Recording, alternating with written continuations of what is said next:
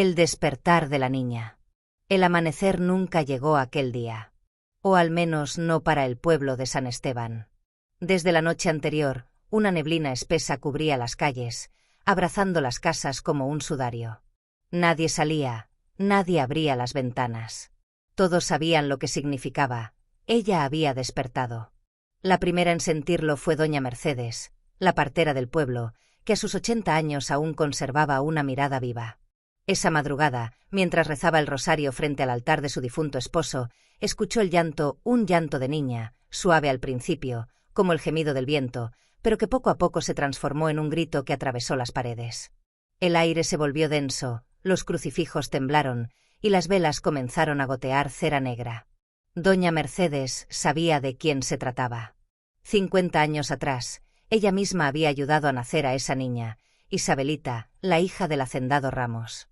Había nacido muerta, con los ojos abiertos y una sonrisa torcida. El padre, horrorizado, ordenó enterrarla al amanecer en un pequeño féretro blanco, sin bendecir, lejos del cementerio. Nadie volvió a mencionar su nombre. Pero las viejas del pueblo contaban que cada 20 años, cuando la luna se teñía de rojo, la tierra donde dormía comenzaba a moverse. Aquella madrugada, el llanto cesó. En su lugar, un golpeteo hueco se escuchó desde el antiguo camino que conducía al potrero. Los perros no ladraban, solo miraban hacia el monte, con el pelaje erizado. Alguien o algo caminaba arrastrando los pies, dejando un rastro húmedo. A las 6 de la mañana, los hermanos Cuéllar, peones del campo, encontraron el pequeño ataúd abierto. Dentro no había cuerpo, solo el molde de un niño impreso en la tierra húmeda. Y sobre el féretro, un mechón de cabello infantil, perfectamente trenzado. Corrieron a avisar al sacerdote, el padre Eusebio, quien de inmediato mandó tocar las campanas. Pero cuando entró a la iglesia, el sonido murió. En el altar, junto al cáliz, había una muñeca de trapo con ojos de vidrio. Los ojos eran reales, humanos, y aún se movían, buscando. El padre apenas alcanzó a murmurar una oración cuando escuchó una vocecita detrás del confesionario. «Padre, ¿por qué me dejaron sola?» El sacerdote volteó despacio. Allí estaba la niña, vestida con un camisón empapado, los pies cubiertos de barro, y los ojos, los mismos ojos de la muñeca. Tú no deberías estar aquí», balbuceó él, retrocediendo. «Yo nunca me fui, solo estaba dormida, y ahora quiero jugar». El reloj del campanario se detuvo. Afuera, las campanas comenzaron a sonar solas, una tras otra, como si el aire mismo las agitara. Los vidrios se quebraron y un viento helado barrió la plaza. Cuando los aldeanos entraron, solo hallaron la sotana del padre Eusebio, y sobre ella, una pequeña mano de porcelana, como la de una muñeca rota. Desde entonces, cada madrugada de neblina, se oye el mismo canto infantil venir desde el cementerio viejo. «Duérmete, padre, que el sol no va a salir. Duérmete pronto, que ya te voy a ir a abrir». Dicen que quien escuche esa voz debe cerrar los ojos y no mirar por la ventana, porque la niña anda buscando a los que no la dejaron descansar. Y si la ves sonriendo frente a tu puerta, no corras, porque ya te soñó despierto. El pueblo de San Esteban ya no era el mismo desde aquella madrugada. Las campanas no habían vuelto a sonar, y los pájaros simplemente dejaron de pasar por el cielo del pueblo. Un olor a tierra podrida y cera derretida se mantenía en el aire, incluso dentro de las casas. Doña Mercedes, la partera, sabía que el regreso de la niña no era un simple despertar, sino un llamado. Ella no volvió sola, murmuraba entre oraciones. Y tenía razón. Los susurros en la niebla. Las noches comenzaron a alargarse. Los aldeanos juraban que, al caer la oscuridad, la neblina tomaba forma. Desde los campos podía verse la figura de la niña caminando entre los árboles, sosteniendo la mano de algo más grande, algo que no parecía humano. Un hombre, Valentín Cuéllar, decidió seguir los pasos de esas sombras para demostrar que todo era superstición. Llevaba un farol y un machete. Pero nunca regresó. Solo encontraron el farol encendido en medio del camino, y el machete enterrado en el suelo con algo espeso y negro goteando del filo. Desde esa noche, voces infantiles comenzaron a oírse cerca de las casas. Murmuraban nombres, tarareaban canciones viejas, y tocaban las puertas con uñas diminutas. Cuando alguien se atrevía a abrir, lo único que veía era una hilera de huellas pequeñas, hundidas en el lodo, y detrás de ellas, otras más grandes, con forma de garras. El regreso de la madre. Una madrugada, entre truenos, los aldeanos vieron a doña Elena Ramos, la madre de la niña, caminando hacia la iglesia. Había muerto años atrás, pero sus ojos seguían llorando sangre seca. Iba vestida de negro, con las manos juntas y el rostro rígido. Se detuvo frente al altar y habló con voz quebrada. Ya no puedo detenerla. Lo que la trajo de regreso no fue amor, fue rencor. Y ahora los que la miren, no volverán a soñar jamás. El viento apagó todas las velas. Y cuando encendieron de nuevo la luz, la mujer había desaparecido. Solo quedó un velo oscuro flotando sobre el crucifijo. Las entidades del silencio. Esa misma noche, las campanas del campanario repicaron solas, pero el sonido era hueco, distorsionado, como si se tocara desde el fondo de un pozo. Los aldeanos salieron de sus casas, y lo que vieron los dejó paralizados. Las sombras del pueblo ya no seguían a las personas. Se movían solas, agitándose, arrastrándose hacia la plaza, donde una figura pequeña, la niña, las esperaba. Ella extendía sus manos, y cada sombra se alzaba como humo, transformándose en una entidad alta, sin rostro, con brazos largos y delgados. Eran los guardianes del sueño, criaturas que pertenecían al mismo abismo del que la niña había despertado. Uno a uno, comenzaron a entrar a las casas, absorbiendo los reflejos de los espejos, robando las voces de los que dormían. Los que despertaban veían como su propio reflejo los observaba desde dentro del cristal, con una sonrisa que no les pertenecía. El ritual de la última campana. Doña Mercedes reunió a los sobrevivientes en la iglesia. En el altar, colocó una cruz hecha de huesos y un frasco con agua bendita negra, bendecida hacía años para contener demonios. Hay que tocar la campana 3 veces antes del amanecer. Si suena, las entidades volverán al abismo. Pero si no, ella reinará en este pueblo para siempre. El grupo avanzó por la neblina. Las entidades lo seguían, flotando sobre el suelo, susurrando letanías en lenguas olvidadas. Cada paso era un eco de pesadilla. Cuando llegaron al campanario, la niña estaba allí, de pie, con la muñeca de ojos humanos en los brazos. No toquen la campana, o los haré soñar eternamente. Su voz se multiplicó 1000 veces, como si hablara desde todos los rincones del pueblo. Las sombras se abalanzaron. Los gritos se confundieron con los rezos. Y entonces, doña Mercedes tiró del cordel con todas sus fuerzas. ¡Bon! El sonido atravesó el aire, pero algo más despertó. Una grieta se abrió en el suelo, y un rugido gutural emergió desde las profundidades. Las entidades comenzaron a arder, consumidas por una luz rojiza, pero la niña solo sonrió y cayó de rodillas, repitiendo una frase entre sollozos. No me querían despierta, pero ya es tarde. A la mañana siguiente, el pueblo amaneció vacío. Solo el eco de la campana se escuchaba, repitiéndose en la distancia. En el centro de la plaza, sobre el suelo ennegrecido, había una pequeña muñeca con los ojos cerrados. Pero dicen que, si te acercas lo suficiente, puedes oír su respiración. Y si esperas hasta medianoche, abre los ojos. Nadie supo quién encendió las campanas de San Esteban aquella última vez. Solo se sabe que desde esa madrugada, el pueblo desapareció de todos los mapas. Los caminos que conducían hasta él terminaban en ruinas, cubiertos por un bosque nuevo, oscuro y húmedo. Pero el mal no se quedó allí. Semanas después, en los pueblos cercanos comenzaron a ocurrir cosas extrañas. Las fotografías se velaban mostrando figuras infantiles detrás de las personas. Los niños, al dormir, repetían nombres que nadie les había enseñado. Y cada noche, una bruma densa descendía desde el norte, trayendo consigo el eco de una canción infantil. El bosque que devoró el camino. Un grupo de rescatistas llegó hasta donde se suponía estaba San Esteban. El bosque se extendía sin lógica, los árboles se entrelazaban como huesos, y el aire tenía un olor dulzón, nauseabundo. En el suelo, hallaron objetos cubiertos de ceniza, una muñeca, una cruz torcida, una campana derretida. Uno de ellos, Ernesto, se separó del grupo al escuchar una voz que lo llamaba con tono suave, familiar, como la de su hija fallecida. Siguió la voz hasta hallar una niña de espaldas, vestida con un camisón empapado. Cuando ella se volvió, tenía los ojos vacíos, negros como agujeros. Ernesto gritó, pero nadie lo escuchó. Al día siguiente, los demás hallaron su casco colgado de una rama, y en el suelo, un dibujo hecho con sangre, una figura pequeña sosteniendo la mano de algo enorme. La iglesia de los susurros. En un pueblo vecino, las campanas comenzaron a sonar sin que nadie las tocara.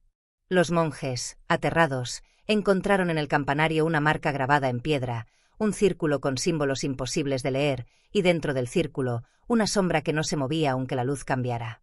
Esa misma noche, los espejos del monasterio reflejaron otra realidad. Un pueblo envuelto en niebla, y en su centro, la niña caminando sobre los cuerpos de los que antes fueron los aldeanos. A su alrededor flotaban las entidades, ahora con rostros humanos, los rostros de los rescatistas desaparecidos. El prior trató de romper los espejos, pero cada trozo roto reflejaba un ojo, y cada ojo lloraba. La iglesia ardió en silencio. Los ojos del mundo.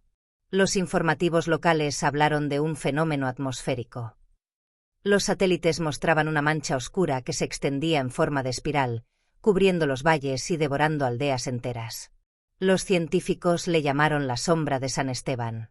En las ciudades cercanas, la gente empezó a soñar con la misma niña. Siempre en la misma secuencia. Ella los miraba, sonreía, y detrás de ella, miles de figuras sin rostro observaban desde el horizonte. Al despertar, algunos encontraban huellas de barro en sus casas, y muñecas de trapo colocadas junto a sus camas. Los hospitales se llenaron de personas que no podían despertar, aunque respiraban. Decían que sus cuerpos dormían, pero sus sombras seguían de pie junto a ellos. El último resplandor. Un grupo de sacerdotes y exorcistas, desesperados, intentaron cerrar el portal con un ritual antiguo conocido como el silencio de la noche pura. Viajaron hasta las coordenadas donde una vez estuvo San Esteban. Pero el bosque ya no existía. En su lugar, un círculo de tierra gris giraba lentamente, como si el suelo respirara. Entre el humo, la niña los esperaba. Sus ojos brillaban con una luz blanca, y las entidades la rodeaban como ángeles deformes. ¿Creyeron que podían apagarme? Dijo con voz que no era suya, sino la suma de miles. Yo no soy una. Yo soy todas las que el olvido enterró. El cielo se rasgó. De las nubes brotaron manos, sombras, voces de niños riendo entre truenos. La tierra se abrió y engulló todo lo que quedaba de fe. El nuevo amanecer. Días después, los mapas digitales mostraban una vasta zona negra. Las transmisiones de radio captaban solo una canción lejana, infantil, repitiéndose eternamente. Duérmete pronto, que ya te voy a ir a abrir. Algunos creen que San Esteban fue borrado del mundo. Otros aseguran que simplemente despertó en otro plano, uno donde las almas no descansan y las sombras tienen hambre. Pero si alguna noche la niebla se posa frente a tu casa y escuchas una voz infantil llamarte por tu nombre, no abras la puerta, porque el despertar de la niña nunca terminó. Hola. Antes de que sigas disfrutando de este contenido, tengo algo importante que decirte. ¿Ya eres parte de nuestra comunidad? Si no lo eres, este es el momento perfecto para unirte. Al suscribirte, te aseguras de no perderte ningún vídeo nuevo. Accedes a contenido exclusivo y sorpresas especiales. Dale al botón de suscribirse y activa la campanita para ser el primero en ver nuestras novedades. Y ya que estamos, ¿qué opinas de este vídeo hasta ahora? Déjame un comentario, me encantaría saber lo que piensas. Tu apoyo marca la diferencia. Gracias por estar aquí. Ahora, volvamos al vídeo. Nadie recordaba cuándo había sido el último amanecer. El cielo se había quedado inmóvil, cubierto por una niebla rojiza que no se movía ni con el viento. Las aves habían desaparecido. Los relojes se detuvieron a las 3:33, y los templos quedaron en ruinas, invadidos por raíces negras que latían como venas. Desde los restos del antiguo San Esteban, una nueva forma de vida se extendía. No eran humanos, ni sombras. Eran lo que quedaba de las entidades que habían seguido a la niña, deformes, con cuerpos huecos y voces multiplicadas. Las ciudades empezaron a caer una por una. Las luces se apagaban al anochecer, y cuando los generadores volvían a encenderse, las calles estaban vacías, salvo por muñecas de trapo, colocadas frente a las puertas, con ojos humanos cosidos en sus rostros. Las señales en el cielo. Los pocos sobrevivientes miraban arriba con miedo. Entre la bruma se formaban rostros gigantes, pálidos, llorando lágrimas negras que caían como lluvia espesa. Quien tocaba esa lluvia, cambiaba, su piel se agrietaba y sus pupilas se diluían hasta volverse completamente blancas. Decían que esa era la marca de los sirvientes del despertar. Caminaban sin voluntad, buscando más cuerpos para el nuevo reino de la niña. Una grabación de una estación de radio antes de desaparecer decía: no busquen refugio. La niña no camina, se filtra. Ya está en el aire, en las paredes, en los sueños. La ciudad de los espejos. En la capital, los pocos que quedaban bloquearon las ventanas con madera y metal. Los espejos fueron prohibidos. Nadie debía reflejarse, porque los reflejos ya no obedecían a sus dueños. Una mujer, enfermera del hospital central, notó que su reflejo no la imitaba. Le sonreía cuando ella lloraba. Le hacía señas con el dedo, llamándola hacia el cristal. Una noche, el reflejo salió de él. El cuerpo apareció al amanecer, vacío, sin ojos, con una muñeca de porcelana en las manos.